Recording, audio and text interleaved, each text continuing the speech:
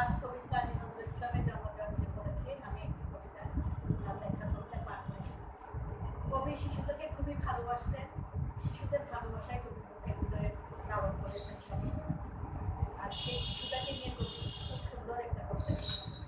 একটা ছোট্ট শিশুদের মধ্যে ঘুরতে এসেছে, সেই শিশুদের মূল্যায়ন করে এই কবিতাটা লিখেছেন। কবিতার নাম শিশু জাত, লিখেছেন কাজী নজরুল ইসলাম।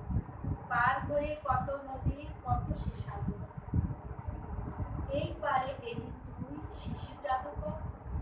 কোন রূপ লোকে ছিলি, রূপ কথা তুই, রূপ ধরে এলি এই মমতার ভূমি। নবনীতে সুকোমল লাবণী গয়ে, এলি কেলে অবনীতে দিগ্বিজয়ে।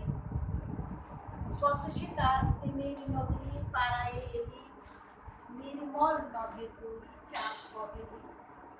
আমরা প্রজাপতি অন্য মনে, উড়ে এলি কান্তার কাননে।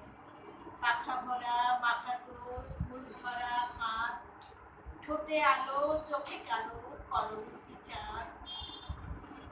কালো দিয়ে করি তোর আলো উজ্জ্বল, কপালেতে টিপ দিয়ে নয়নে কাজল।